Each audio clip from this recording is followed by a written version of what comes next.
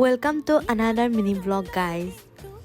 आज मंडे है तो मैं घर जाने वाली थी, पर मम्मी ने रोक ली क्योंकि फ्राइडे को है कुछ स्पेशल जो मैं आपके साथ ज़रूर शेयर करूँगी। ये है हमारा सुबह, और सुबह ये सब ही होता है। अंशु और नानी इन सब में लगे जाते हैं खेलने पर। अंशु नानी के साथ कबूतरों के साथ खेल रहा था और हम फिर चले पठार पे। हमारा घर ऐसे ही लोकेटेड है, पीछे की तरफ है खेत पठार और आगे की तरफ है हाईवे। मम्मी गायों को पानी पिलाने आई थी और अंशु को तो बहुत मज़ा आता है यहाँ खेत पर आने को, बहुत जिद करता है वो।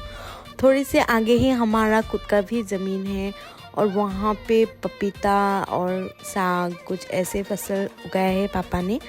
और ये है हमारी गाय और यहाँ से मम्मी पपीता लेकर जा रही है क्योंकि लोग कभी कभी यहाँ से चोरी भी करते हैं पपीता और साग ऐसे, और इसलिए मम्मी यहाँ से उठा कर ले गया। अच्छा